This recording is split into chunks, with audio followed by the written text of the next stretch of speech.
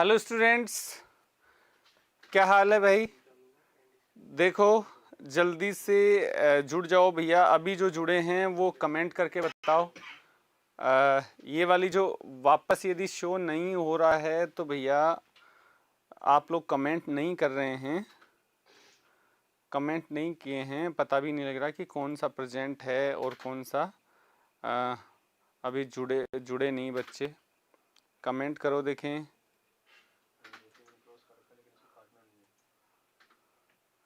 Ayushi Soni good afternoon, very good afternoon. जल्दी से जुड़ जाओ। अभी उस वाली क्लास के बाद में काफ़ी टाइम दे दिया अपन ने, 5-7 मिनट का काफ़ी टाइम दे दिया।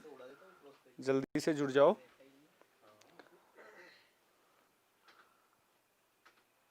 केमिस्ट्री वाली क्लास में तो भैया लगभग सारे बच्चे थे। निर्जला गुड आफ्टरनून। और भैया अपने अनुराग सिद्दीक ये कहाँ गए भाई। दीपक बैरवा गुड आफ्टरनून सर।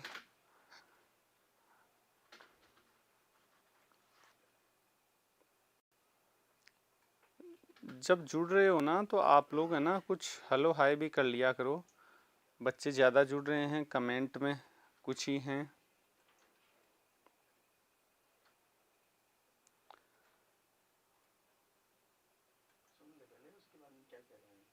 ठीक है बच्चों, स्टार्ट करते हैं। अपन बात कर रहे थे भैया, कंटिन्यू बच्चे जुड़ते जा रहे हैं।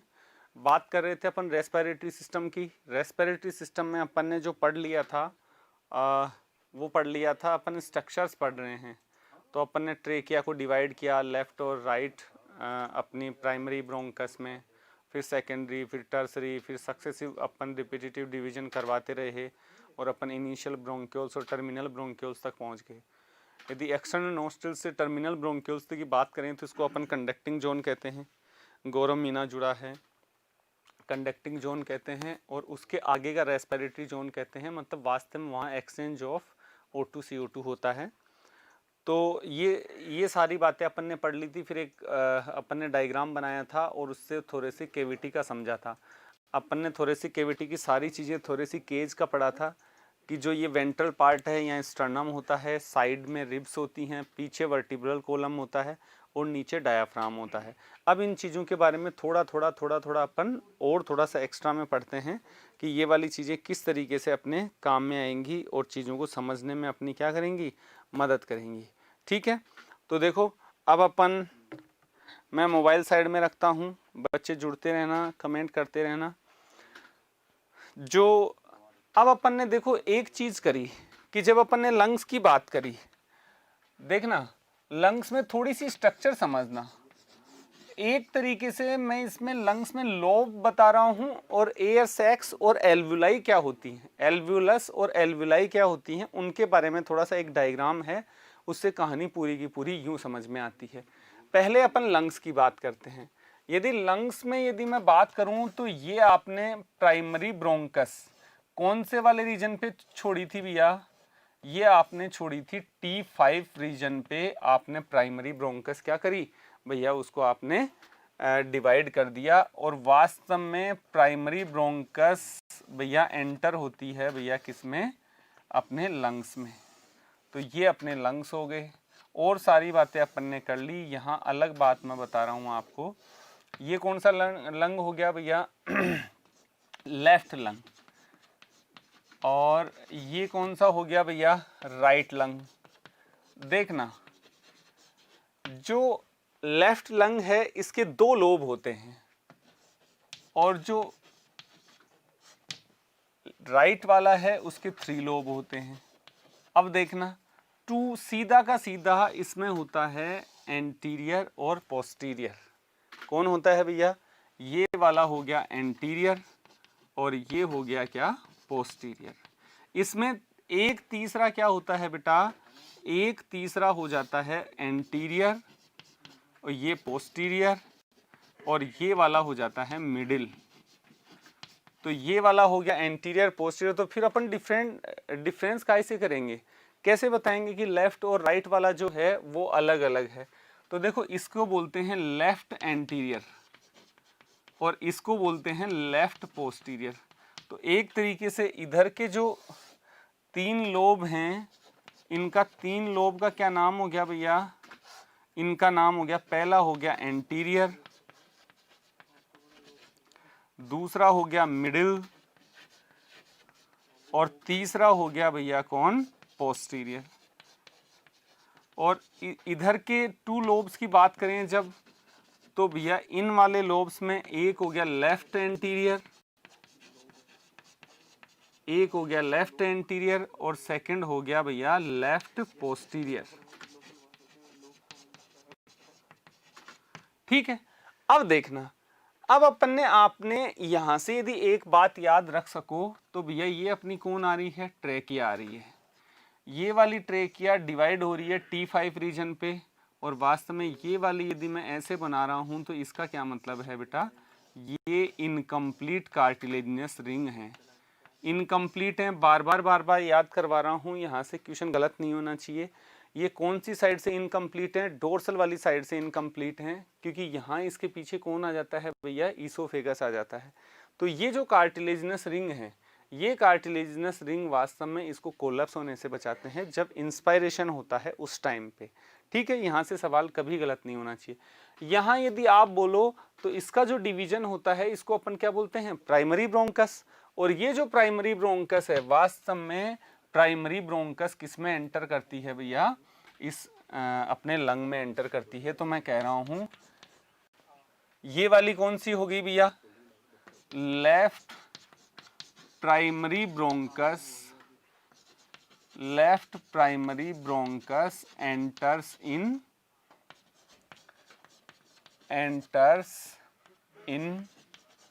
Left lung.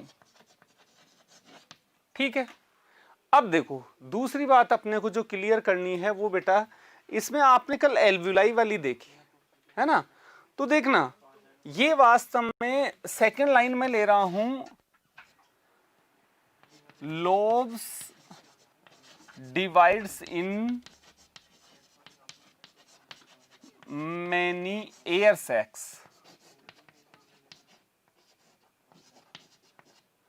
हिंदी वाले बच्चों के लिए वायु कोष्ठ।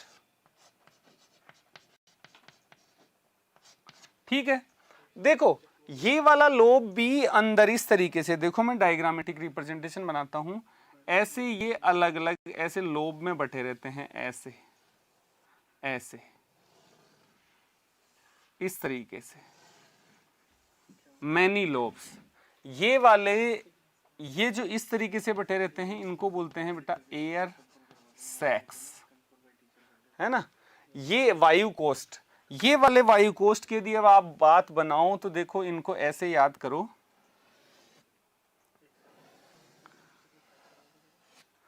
ये वाले वास्तव में लोब हो गए इस तरीके से।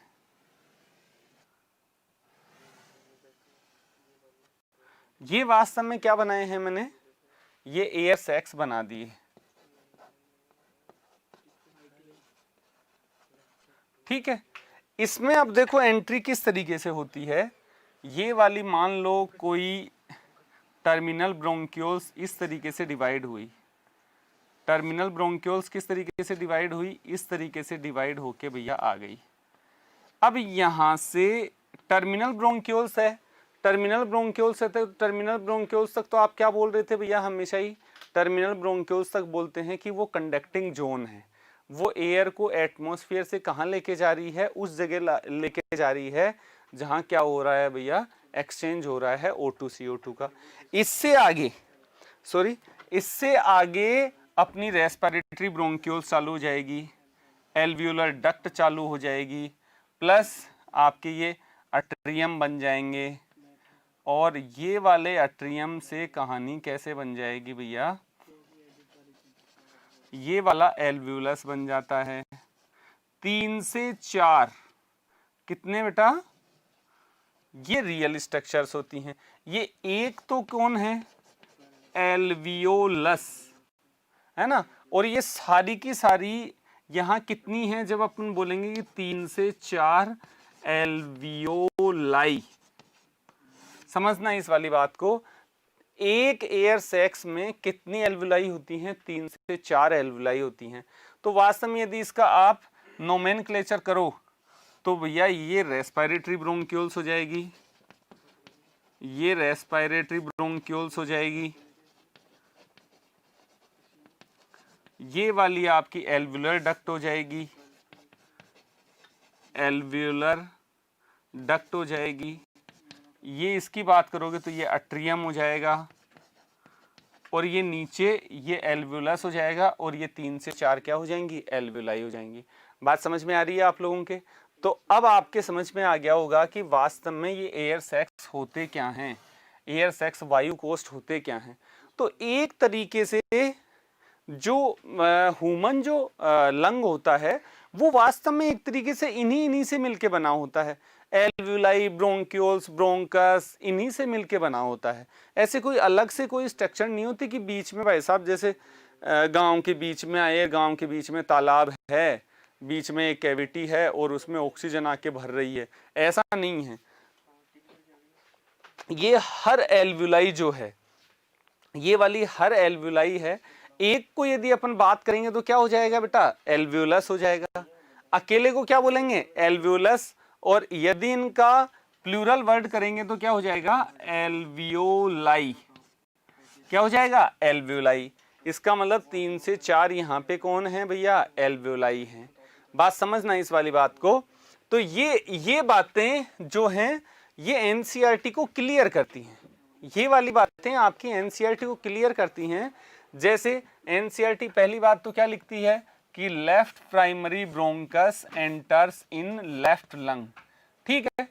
अब आप ये भी बोल सकते हो कि primary bronchus, left primary bronchus enters in left lung and right primary bronchus enters in right lung, ठीक है। दूसरी बात, ये वाले एयर सैक्स और एल्वुलाई में क्या अंतर होता है, तो देखो ये वाली चीज होती है, ये होती है भैया एयर सैक्स। ये खूब सारे एयर सैक्स में ऐसे बटा रहता है, फिर इसके जो सक्सेसिव डिविजन्स जो चले जाते हैं वो इस तरीके से अंदर आ जाते हैं। ये वास्तव में ये क्या है, ये टर्मिनल ब्रोंक्यूल्स है। क्या है बेटा, टर्मिनल ब्रोंक्यूल्स, ठीक है। ये वाली टर्मिनल ब्रोंक्यूल्स, ये वाली इस तरीके से अपन ने ऐसा ही करा था। टर्मिनल ब्रोंक्यूल्स वास्तव में आके इसमें एयर सैक्स में एंटर करी। अब देखो एक एनसीईआरटी की लाइन और क्लियर करो। एनसीईआरटी की लाइन है कि कंडक्टिंग जोन है वो एक्सटर्नल नोस्ट्रिल से टर्मिनल ब्रोंक्यूल्स तक है, और जो रेस्पिरेटरी जोन या एक्सेंज जोन जो है वो एल्वुलाई और एल्वुलर डक्ट है। तो ये एल्वुलाई की जो भी डक्ट्स हैं, ये वाली जो डक्ट्स आ रही हैं, ये डक्ट्स वास्तव में O2 CO2 का एक्सचेंज करती हैं, कल बताया था। तो एक दो लाइनें हैं वो उनको और बात करते हैं। इसका आप लोग स्क्रीनशॉट लो, फिर देखते हैं और कौन जुड़ा है भैया।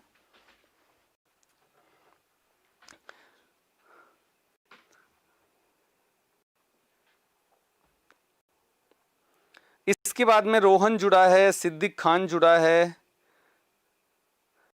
फिर टॉप सीक्रेट जुड़ा है, Ayushi Soni. Is air sacs is atrium? No. देखना समझना आयुषी, इसका मतलब समझना, ये वाली चीज एट्रियम है, ये वाली चीज, ये देखना। अभी मैं यदि मार्क करूं, देखना यहां पे यदि बनाऊं तो ये वाली चीज एट्रियम है, और ये आगे जो चीज है ऐसे समझना, इस वाली चीज से समझ में आ जाए तो ये वाली चीज एल्वुलर डक्ट है, ये वाली चीज एट्रियम है, और ये वाली चीज क्या है भैया, आपकी एल्वियोलाई है, और ये क्या है, एट्रियम है, और ये वाली चीज क्या है, एल्वुलर डक्ट है। अब चीज शायद मेरे हिसाब से अब आपके समझ में आई है ना। बुद्धि प्रकाश जुड़ा है, good afternoon sir, Radhe Radhe, very good very good. ठीक है, अब बातें समझ में आई हैं, ठीक है। इससे आगे एनसीईआरटी की एक लाइन को और अपन डिटेल समझते हैं। बेटा 2 लाइनों को समझाने के लिए इतना सारा तामझाम किया है मैंने आपके। अब देखो एक बात को और समझते हैं कि भैया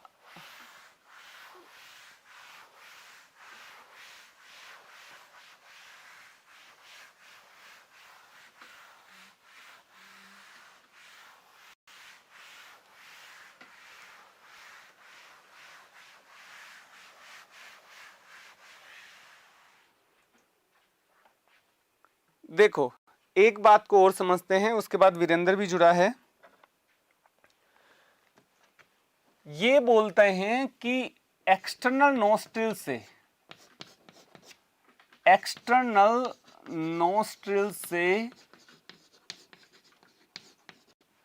टर्मिनल ब्रोंक्यूल्स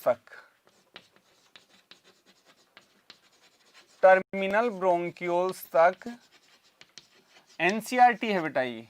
ये वास्तव में क्या है, इस वाली चीज को बोलते हैं अपन कंडक्टिंग जोन, कंडक्टिंग पार्ट। और एल्वियोलाई एंड एल्वियोलर डक्ट को वास्तव में अपन बोलते हैं बेटा रेस्पिरेटरी पार्ट, रेस्पिरेटरी और एक्सचेंज पार्ट। ठीक है, चाहे अपन ने किसी भी तरीके से पढ़ा हो, लेकिन अपनी एनसीईआरटी क्लियर होनी चाहिए बेटा। फुल एनसीईआरटी पेपर आना है, आपकी एनसीईआरटी क्लियर होनी चाहिए। एनसीईआरटी को अपन कितना भी चीजों को अपन सुधारें, उसमें से एनसीईआरटी में से ही सुधारें। एनसीईआरटी अपनी भैया रंगी हुई होनी चाहिए। ठीक है, ये वाली बातें अपने ऐसे की ऐसी होगी। एक लाइन जो इम्पोर्टेंट है वो मैंने आपको पहले ही बता दी। अब थोड़ा सा आपको समझना है ये वाली चीज। ये वाली चीज क्या समझनी है कि भैया जो एल्वियोलाई है, इसका स्क्रीनशॉट लो, फिर आगे बताता हूं।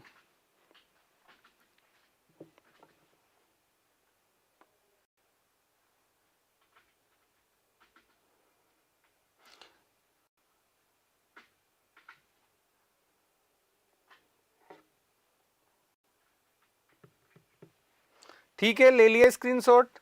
अब देखना, वो कहानी समझ में तो आएगी कब भैया,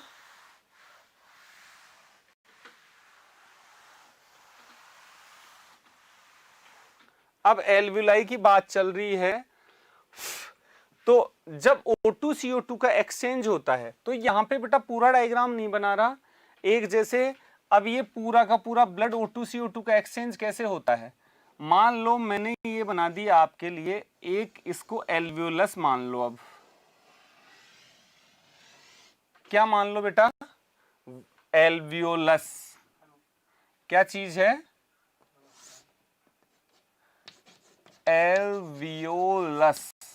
समझना, एक एल्वियोलस लिया है मैंने, है ना, इसके चारों तरफ पे ब्लड कैपिलरीज कैसे जाती हैं भाई। एक चीज बताओ, alveolus is a part of alveoli, है ना। खूब सारे एल्वियोलस होंगे तो एक साथ उनको क्या बोलेंगे, एल्वियोलाई। तो वास्तव में आप ये भी बोल सकते हो कि एल्वियोलाई के में वहां जो ब्लड जो आता है कैसे इसके पास में आता है और कैसे O2 CO2 का एक्सचेंज होता है। तो देखना, इसके चारों तरफ इस तरीके से चलता रहता है। हर एक एल्वियोलाई के चारों तरफ पे एक ब्लड कैपिलरीज इस तरीके से चलती रहती है, इस तरीके से। इससे क्या होता है, इतना सरफेस एरिया मिल जाता है। ये अपन ने जो सक्सेसिव जो डिवीजन किया है ना, इस सक्सेसिव डिवीजन से इतना अपने को पार्ट मिल जाता है। आपको पता है कि भैया एक बात ये बताओ, जब अपन पल्मोनरी वेन की बात करते हैं और पल्मोनरी आर्टरी की जब बात करते हैं, तो लंग्स के पास में कौन आएगी भैया। जब अपन हार्ट पढ़ेंगे तो अपने को पता है कि पल्मोनरी आर्टरी, एक दो एक्सेप्शन जो होते हैं आपको पता है, एक पल्मोनरी आर्टरी और पल्मोनरी वेन। पल्मोनरी आर्टरी में भैया इम्प्योर ब्लड बहता है। इम्प्योर का मतलब उसमें CO2 की कंसंट्रेशन ज़्यादा होती है और जो O2 की कंसंट्रेशन क्या होती है, कम होती है। जबकि पल्मोनरी वेन जो होती है वो बढ़िया लेके आती है। तो मैं आपको याद करवाने के लिए, हार्ट से कौन निकल रही है,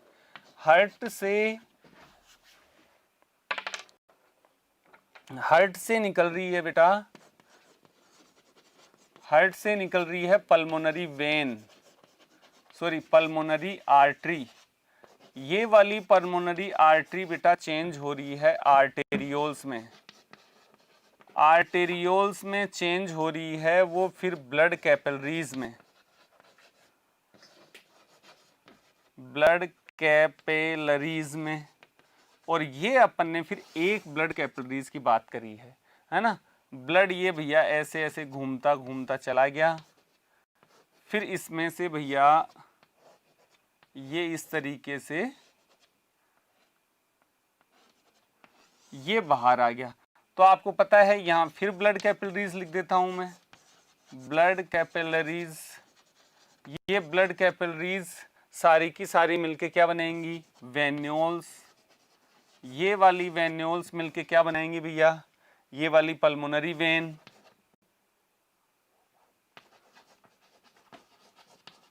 पल्मोनरी वेन, और ये वाली पल्मोनरी वेन भैया किस में गिर जाएगी, हार्ट में।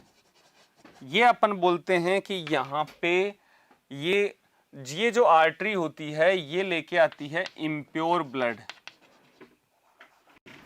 क्या लेके आती है बेटा, इम्प्योर ब्लड।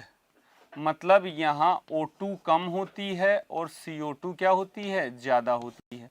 यहाँ पे एक्सचेंज हो गया, CO2 इधर चली गई और O2 इधर आ गई। यहां जब ये वाली पल्मोनरी वेन जाएगी तो इसमें O2 ज्यादा होगी और CO2 क्या होगी, कम होगी। इसी चीज को आप लोग क्या बोलते हो, इस वाली चीज को बोलते हो प्योर ब्लड, है ना। और इस वाली चीज को क्या बोलते हो, इम्प्योर ब्लड।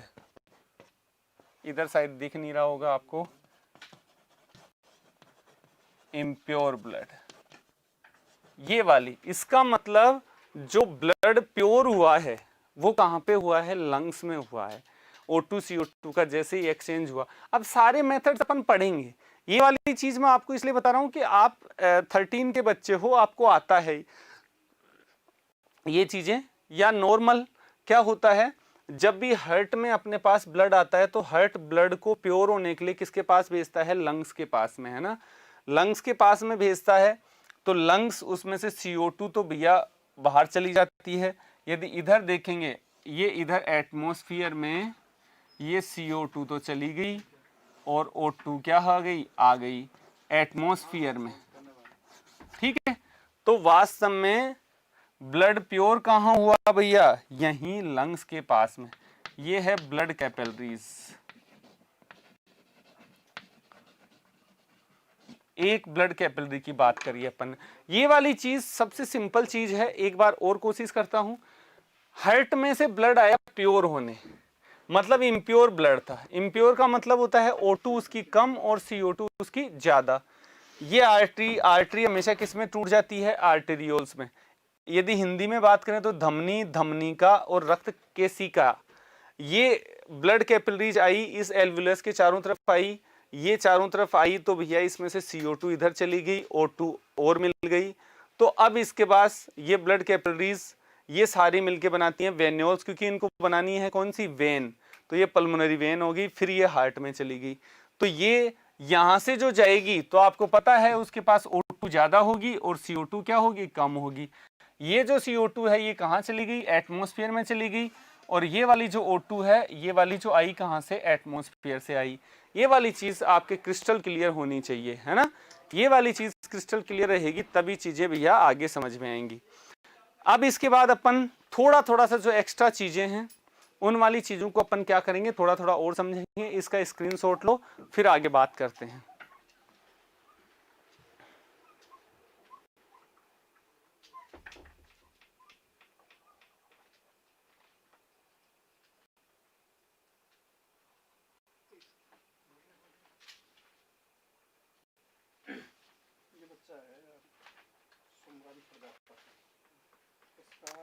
ले लिया स्क्रीनशॉट।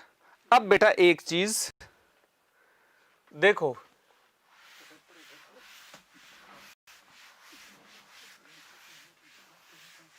अब इसी चीज को मैं आपको ऐसे लिखता हूं कि वास्तव में कुछ पार्ट्स होते हैं, है ना। बेटा सारा डिट्टो एनसीईआरटी के अनुसार चल रहा हूं, थोड़ा थोड़ा एनसीईआरटी की लाइनों को समझाने के लिए थोड़ा थोड़ा अपन बाहर जा रहे हैं, है ना। अब चीजें समझना, जब भी अपन एटमॉस्फेयर की बात करते हैं, लंग्स की बात करते हैं, तो देखो हुआ क्या, ये वाले अपने लंग्स हैं, ये वाली अपनी एल्वुलाई है, ये मान लो अपनी एल्वुलाई है, ये वाली एल्वुलाई के पास जो चीजें आती हैं वो कहाँ से आती हैं बेटा? एटमॉस्फेयर से, है ना। ये एटमॉस्फेयर से ये मैंने कर दिया कि भैया ये है अपना ब्लड सर्कुलेशन। ये ब्लड सर्कुलेशन इसके चारों तरफ में घुमा हुआ है और अब ये जा रहा है भैया किसके पास में? दूसरे कलर से बना देता हूं बेटा, दूसरे कलर से बना देता हूं। ये इसके पास में है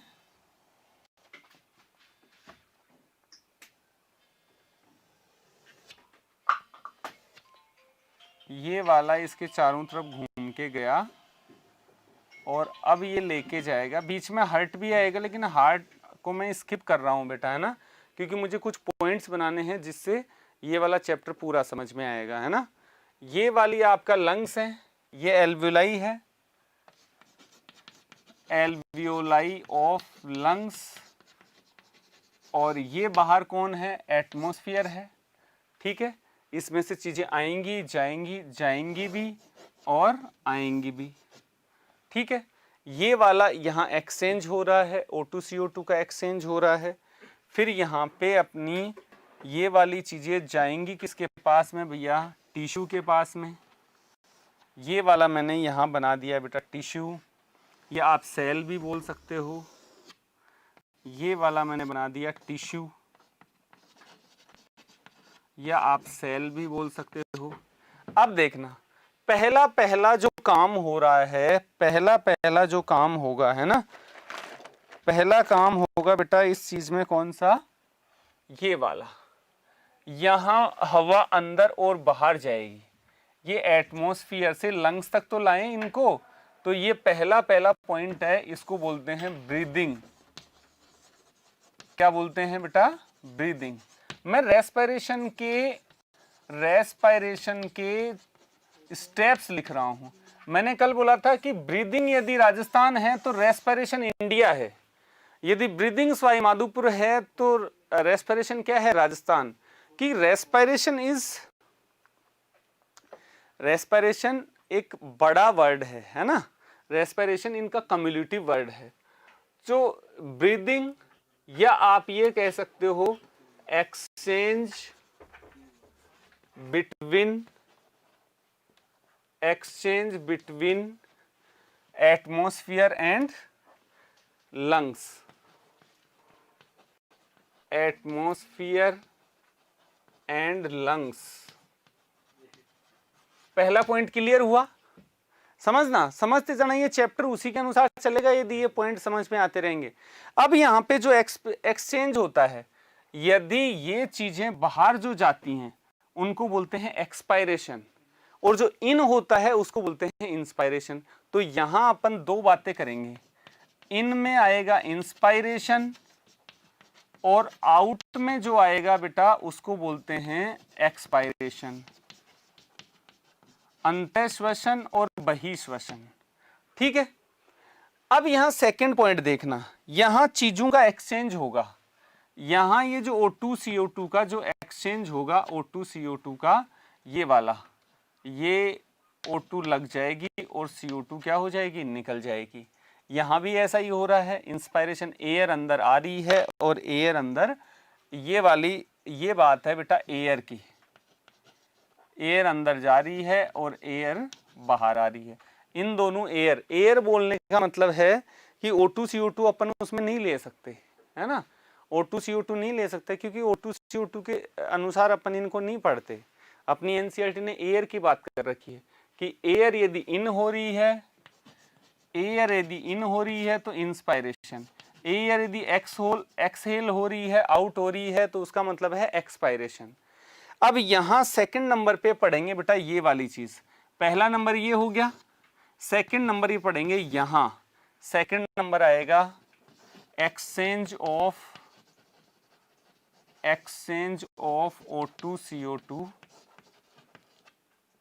O2CO2 रे यार, O2CO2 बिटवीन, ये वाली चीज कौन है भैया? लंग्स, और ये वाला कौन है बेटा? ब्लड। बिटवीन एल्वियोलाई मतलब लंग्स एंड ब्लड। अब इसके बाद क्या होगा बेटा, इसके बाद होगा कि तीसरा काम होगा कि ये यहाँ पे ट्रांसपोर्ट चल रहा है, पहला काम यहाँ, दूसरा यहाँ, तीसरा होगा काम यहाँ पे। ये इन चीज़ों को लेके भैया ये लोग किधर जाएंगे, ये सारे का सारा ये कहाँ तक ट्रांसपोर्ट करेगा बेटा, ये ट्रांसपोर्ट करेगा टिश्यू तक। तो तीसरा हो जाएगा ट्रांसपोर्ट बाय ब्लड, ब्लड इसको ट्रांसपोर्ट करके लेके जाएगा। फिर ये छोड़ेगा कहाँ पे भैया, ये अब होना है देखो यहाँ, अब O2 CO2 का एक्सचेंज यहाँ होएगा, मतलब O2 इधर चली जाए और CO2 इधर आ जाए, O2 इधर आ जाए और CO2 इधर चली जाए, है ना। तो यहाँ भी तो ये एक्सचेंज हुआ। तो चौथे नंबर का जो एक्सचेंज है वो हुआ exchange between exchange of O2 and CO2 between blood and tissue. ठीक है, अब ये वाला तो एक्सचेंज अपन ने यहां पे करवा दिया। तो चौथे नंबर का एक्सचेंज कहां हुआ, यहां पे। अब पांचवें नंबर का जो अपन प्लांट फिजियोलॉजी में पढ़ते हैं, जिसको सेलुलर रेस्पिरेशन बोलते हैं, यहां क्या किया, यहां पांचवें नंबर पे इस सेल ने इसके साथ क्या किया, ग्लूकोज प्लस O2 लेके इसने CO2 प्लस H2O बना दिया, प्लस ATP बना दी। ये वाला जो काम हुआ पांचवें नंबर का, ये आता है बेटा सेलुलर रेस्पिरेशन में। सेलुलर रेस्पिरेशन जो अपन यहां नहीं पढ़ेंगे। सेलुलर रेस्पिरेशन का मतलब होता है बेटा utilization of O2, utilization of O2 by cell, utilization of O2 by cell. ये सारा मेटेरियल, शायद मुझे लगता है ये वाली चीज दिख रही होगी आपको, utilization of O2 by cell, ये सेलुलर रेस्पिरेशन। यहां अपन कौन सा चीज पढ़ेंगे, ब्रीदिंग पढ़ेंगे, एक्सचेंज ऑफ O2 CO2 यहां पढ़ेंगे, ये ट्रांसपोर्ट पढ़ेंगे तीसरे नंबर का, चौथे नंबर का अपन एक्सचेंज यहां पे पढ़ेंगे। बात समझ में आ रही है। पांचवा अपन यहां नहीं पढ़ेंगे, ये अपन प्लांट फिजियोलॉजी में पढ़ेंगे। प्लांट फिजियोलॉजी में एक पूरा चैप्टर है, क्योंकि यहाँ इतना सा ये रिएक्शन तो छोटी है, लेकिन इसमें ग्लाइकोलाइसिस आ जाएगा, लिंक रिएक्शन आ जाएगा, क्रेब्स साइकिल आ जाएगा, सारी चीजें आ जाएंगी। लेकिन इसके बाद अपन इसको कंप्लीट करते हैं। यहाँ से चीजें एक्सचेंज होने के बाद में वापस किसके पास में आएंगी, वापस इसके पास में आएंगी सही होने। बेटा बीच में इनको पंपिंग का काम किसका रह गया बेटा, हार्ट का, वो मैंने शामिल किया नहीं, है ना। अब आप इसमें ये लिख सकते हो कि बीच में HEART, हार्ट भैया वास्तव में क्या करता है, यहाँ इनको इनमें आपको पता है यहाँ से चीज़ें प्योर होके जाएंगी, फिर वो पूरी बॉडी में भेजेगा, है ना। तो वो थोड़ा सा हार्ट को अपन ने इसमें शामिल कर रखा है, हार्ट इंक्लूडेड। ठीक है, अब ये वाली जो चीज़ें हैं, ये सारी की सारी आपके ये पॉइंट्स याद होने चाहिए बेटा। हुआ क्या है इसमें, पहले नंबर पे हुआ क्या है, एटमॉस्फेयर से हवा अंदर आई उसको बोलते हैं इंस्पायरेशन, बाहर गई दोनों को क्या बोलते हैं, एक्सपायरेशन। ये जो पल्मोनरी एक्सचेंज है, इंस्पायरेशन एक्सपायरेशन है, ये इसको बोलते हैं ब्रीदिंग। मतलब ब्रीदिंग कोई बड़ा वर्ड नहीं है, ब्रीदिंग छोटा वर्ड है। आपको याद करो इस चैप्टर का क्या नाम था, breathing and exchange of gases. देखना जो चैप्टर का नाम है ना उतना ही पढ़ाया गया है इसमें। ब्रीदिंग मतलब inspiration expiration, exchange of gases, ये देखो एक्सचेंज हो रहा है, ये ट्रांसपोर्ट हो रहा है, फिर एक्सचेंज हो रहा है, आगे का सेलुलर रेस्पिरेशन इसमें नहीं है। बात आ गई समझ में, इसलिए चैप्टर का नाम था breathing and exchange of gases, है ना। तो फिर अपन यहाँ पे एक्सचेंज करवाएंगे, फिर ट्रांसपोर्ट करवाएंगे। O2 CO2 का ट्रांसपोर्ट किस टाइप से होता है, फिर यहाँ एक्सचेंज करवाएंगे। ये वाली चीज़ अपन इस वाले चैप्टर में नहीं पढ़ेंगे। देखिए ये वाली चीज़ समझ में आई है या नहीं आई है भैया, पहले इसका स्क्रीनशॉट लो फिर बताओ। देखिए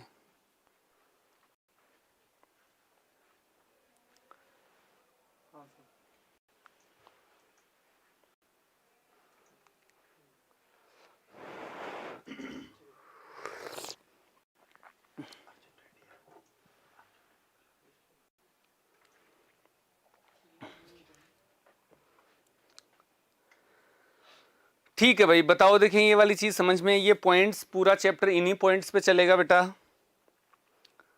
sir PCO2 is more in alveoli और लंग्स। बेटा एल्विलाई और लंग्स को अपन एक साथ लेके ही पढ़ते हैं। जब अपन लंग्स की बात करते हैं तो उस टाइम अपन एल्विलाई की बात भी कर रहे होते हैं। जब हम भारत की बात कर रहे होते हैं तो भैया अक्साई चेन की भी बात कर रहे होते हैं। जब हम भारत की बात कर रहे होते हैं तो भैया POK की भी बात कर रहे होते हैं। वैसे ही जब अपन एल्विलाई की बात कर रहे होते हैं तो लंग्स की भी बात कर रहे होते हैं। दीपक कह रहा है सर समझ में आ रहा है। Rohan yes sir. निर्जला, सिद्दीक, अक्षय डंगायच, अरे वाह यार अक्षय तू भी लाइव देख रहा है, बहुत बढ़िया भाई, वेरी गुड। ठीक है बच्चों, इस भैया जो वीडियो देख रहे हो उसको लाइक किया करो। सॉरी सर, एल्विलाई और बॉडी बेटा जो PCO2 होगा वो नीचे टिश्यू में ज्यादा होगा। एक कंटिन्यूअस ऐसे ही 2 डायग्राम बनाऊंगा जिसमें O2 और C2 की कभी टेंशन नहीं होगी। ये जो सवाल पूछ रहे हो ना आप, इसकी कभी टेंशन नहीं होगी। यहाँ CO2 ज्यादा हुई, ये इधर चली, फिर यहाँ कम है, यहाँ गई, फिर इधर चली गई। ऐसे 2 डायग्राम बनाऊंगा। जब अपन एक्सचेंजेस पढ़ेंगे तो सारी चीजें बिल्कुल क्लियर हो जाएंगी, है ना। तो कल बेटा यहाँ से चालू करेंगे अपन। ये वाला जो ब्रीदिंग है, यहाँ से स्टार्ट करेंगे और इसकी चीजें समझेंगे। इंस्पायरेशन और एक्सपायरेशन में IICM, EICM की बात करेंगे, डायाफ्राम की बात करेंगे, कैसे वॉल्यूम बढ़ता है, कैसे घटता है ना। फोर्सफुल एक्सपायरेशन की भी बात करेंगे साथ में। इसके बाद में अपने पार्शियल प्रेशर्स की बात करेंगे, है ना। PCO2, PO2 की बात करेंगे। उसके बाद ट्रांसपोर्ट की बात करेंगे, है ना। आपको पता हो तो भैया इस संडे को आपका टेस्ट है, हाइब्रिड टेस्ट है ना। ध्यान रखना इस चीज का, इस संडे को आपका हाइब्रिड टेस्ट है।